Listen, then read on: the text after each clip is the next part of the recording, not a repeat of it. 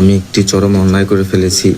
দেলোয়ার হোসেন সাঈদী পুরো মুসলিম উম্মার নেতা, শতাব্দীর শ্রেষ্ঠ মুফাসসির, কোরআনের পাখি শহীদ আল্লামা দেলোয়ার হোসেন সাঈদী গত 3 দিন আগে রংপুরে তার ছবি টাঙিয়ে আল্লামা সাঈদীর ছবির ভেতরে জুতো নিক্ষেপ করা হয়েছে। জোরে বলেন নাউজুবিল্লাহ। যেই মানুষটি অর্ধশত বছর কোরআনের ময়দানে কথা বলেছেন, যার হাতে হাজারো মানুষ কালেমা পড়ে মুসলমান হয়েছে, কাবা শরীফের ইমাম শাইখ আব্দুর রহমান আস-সুদাইসি বুকে জড়িয়ে ধরে যার কপালে চুমু খেয়েছে, ওই আল্লামা সাঈদীর মুখে যারা জুতো মেরেছে, এরা আর যাই হোক, এরা কখনো প্রকৃত মুসলমান হতে পারে না। তার কারণ কোরআনের পাখি শহীদ আল্লামা দেলোয়ার হোসেন সাঈদী সংসদে দাঁড়িয়ে চ্যালেঞ্জ করে বলেছিল, আমাকে যারা রাজাকার বলে যদি প্রমাণ করতে না পারে তোমরা বুঝে নেবে এরাই হলো পিতৃ পরিচয়হীন অবৈধ জারদ সন্তান। কোন বৈধ সন্তান আমাকে রাজাকার বলতে পারে না। আল্লামা সাঈদী জাতির শ্রেষ্ঠ সন্তান ছিলেন, তার সার্টিফিকেট দিয়েছেন আপসহীন দেশনেত্রী বেগম খালেদা জিয়া। কথা বলে না কেন? খালেদা জিয়া সংসদে দাঁড়িয়ে বলেছিলেন, আল্লামা সাঈদীকে যখন রাজাকার বলা হলো, সাঈদী, নিজামী, মুজাহিদ, আলী হাসান, মোহাম্মদ মুজাহিদ, মীর কাসেম আলী কামারুজ্জামান, এদেরকে যখন ফাঁসির দড়িতে ঝুলানোর রায় দেওয়া হচ্ছিল, বেগম খালেদা জিয়া আপসহীন দেশনেত্রী তিনি স্পষ্ট ভাষায় বলেছিলেন, এরা রাজাকার নয়, এদের জুডিশিয়াল কিলিং এর মাধ্যমে ভারতের ইশারায় তাদেরকে হত্যা করা হচ্ছে। তাহলে বেগম খালেদা জিয়া যাদের চরিত্রে সনদ দিল, যাদের ভালো মানুষ বলল, ওই দলের কোন কর্মী আল্লামা সাঈদীকে রাজাকার বলবে এটা আমরা বিশ্বাস করতে চাই না। কিন্তু 2-4 জন যারা 5ই আগস্টের আগে ছিল আওয়ামী লীগ, এখন হয়েছে নতুন হাইব্রিড বিএনপি, এরাই কিন্তু এই অপকর্মগুলো ঘটাইয়া এই জমিনে বিশৃঙ্খলা করতে চাচ্ছে। আমরা দল যেটাই করি না কেন, কোন আলেমদের বিপক্ষে আমরা দাঁড়াবো না। আল্লামা সাঈদীর মুখে জুতো মারতেছেন, ছবি তৈরি করেছেন, তার মাথায় টুপি, মুখের মধ্যে দাড়ি, যারা নায়েবে রাসূল, রাসূলের উত্তরসূরি, সুতরাং নায়েবে রাসূলের মুখে জুতা মারার মাধ্যমে শুধু আল্লামা সাঈদীকে জুতো মারেনি, তারা রাসূলের সুন্নাত টুপি এবং দাড়ির মধ্যে জুতা মেরেছে। সুতরাং আলেমদের অপমান হোক এটা আমরা দেখতে চাই না। দল হিসেবে একদল আপনি করেন, আমি একটা করি, আরেকজন আরেকটা করুক না কেন, তবে কোন আলেমদের অপমান আমরা চাই না।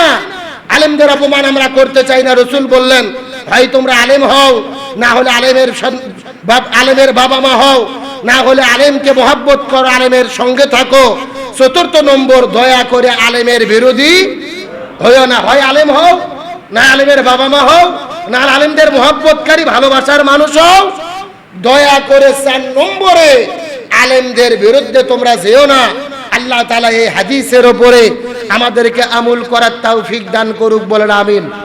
আরো জোরে বলেন আমিন। আল্লামা সাঈদী সারা জীবন বলতেন, আমার 2টা স্বপ্ন।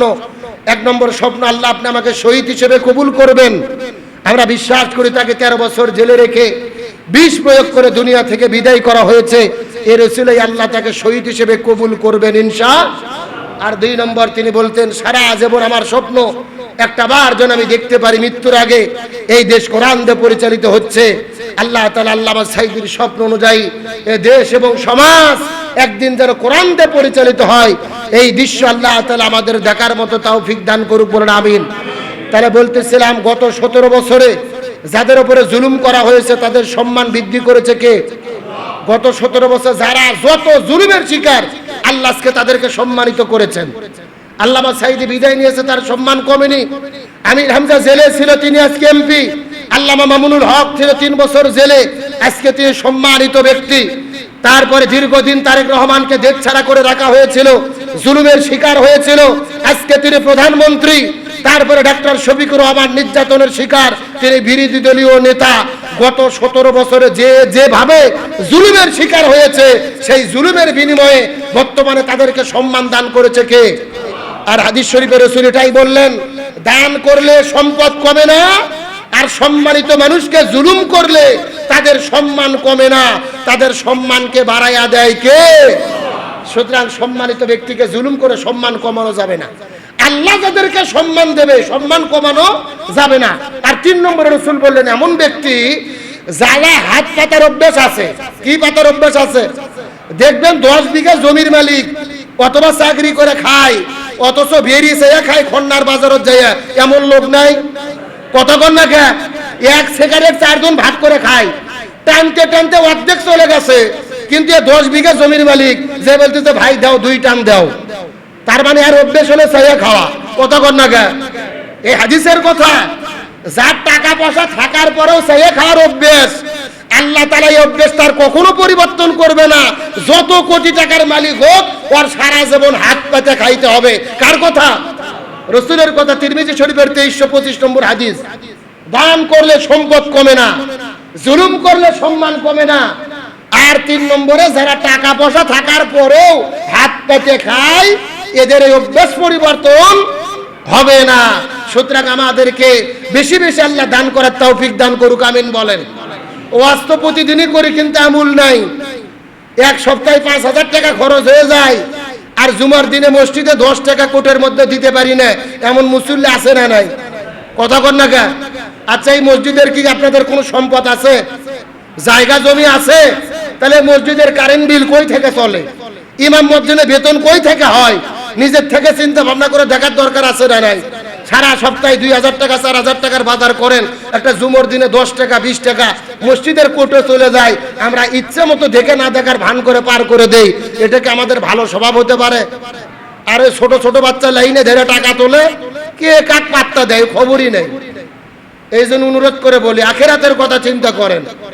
যত দেওয়ার অভ্যেস করবেন, রাসূল বললেন দান সদকা করলে সম্পদ বাড়াইয়া দেয়।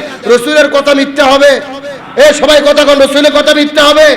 আপনি দেখবেন যাদের টাকা পয়সা বেশি দান করার অভ্যাস, গবেষণা করে নিজে নিজে দেখবেন যে আপনাদের এলাকার কারা কারা টাকা পয়সা মসজিদ মাদ্রাসা আলেম ওলামা গরিব দুঃখীদের দেয়। গবেষণা করে দেখবেন যারা যত দেয় তাদের টাকা কমে না, আল্লাহ আরো তাদেরকে দেওয়ার তৌফিক দেয়। সুবহানাল্লাহ কোন। আর যারা না দিয়ে চিন্তা করে 100 টাকা থাক, 2 কেজি আলু কেনা হবে, এই চিন্তা করে দান সদকা করে না, তারা ওই জায়গাতে থাকে, আল্লাহ সম্পদও বাড়ায় না। এই জন্য নিজেদের সম্পদ বাড়ানোর জন্য দান সদকা বেশি বেশি করার দরকার আছে না নাই? তাহলে 1 নম্বর দান সদকা বেশি বেশি করব।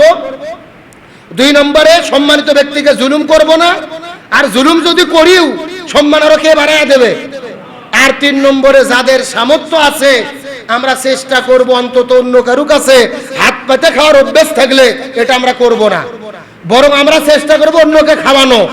এটা কিন্তু মনের ব্যাপার ভাই। আপনি রিক্সা চালকও যদি হন, 2 বন্ধু মিলে চা খাইছেন, 2 চা কয় টাকা? 10 টাকা। দেখবেন রিক্সা চালকও 10-20 টাকা জোর করে দেয়, অথচ টাকা পয়সা আছে সম্পদ, আর এক বন্ধু ও পকেটে হাত দেয় না। এমন লোক আছে না নাই? আসলে দেওয়ার অভ্যেস যার আছে দেবেই, আর যার দেওয়ার অভ্যেস নাই, পাতারের অভ্যেস, এর অভ্যেস পরিবর্তন হবে না। এই জন্য আসুন আমরা শপথ নেই, আমরা মানুষের কাছে হাত পাতবো না। চা খাবো, বিল আমি দেবো। 4 জন বন্ধু হোটেলে গেছে, 2 বছর পর দেখা হয়েছে, সবসময় প্রতিযোগিতা করবেন, জন বিল দেওয়ার আগে আমি বিল দেব, এই প্রতিযোগিতা করা যাবে না। আপনি চেষ্টা করেন, আল্লাহ আপনার সম্পদ বাড়াইয়া দেবে। আর আপনি যদি ধান্দার থাকেন না যে বন্ধু তো 4 জন আছি, আমি না দিলে কি হবে, 3 জন তো আছে, ওরা কেউ দেবেই নেই, আপনি এই ধান্দা করে বসে থাকেন, আল্লাহ সারা জীবন আপনি যেন না দিতে পারেন ওইভাবে আপনাকে রাখবে। আর আপনি যখন দেওয়া শুরু করবেন, আল্লাহ আপনার দেওয়ার যোগ্যতা বাড়াই দেবে। সুবহানাল্লাহ কোন। এজন্য আমাদের প্রত্যেকটা কাজ নিয়তের উপর নির্ভর করে। আল্লাহ তাআলা আমাদের সকলকে ভালো কাজ বেশি করার তৌফিক দান করুক, আমিন বলেন।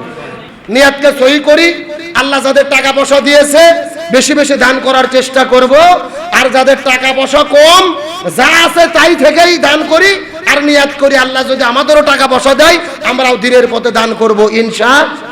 আল্লাহ তাআলা আমাদের সকলকে সর্বশ্রেষ্ঠ মানুষদের কাতারে কবুল করুক, বলেন আমিন। এখন যারা সুন্নাত পড়েন নাই, কাবলা আল জুমা সারাকা সুন্নাত পড়েন।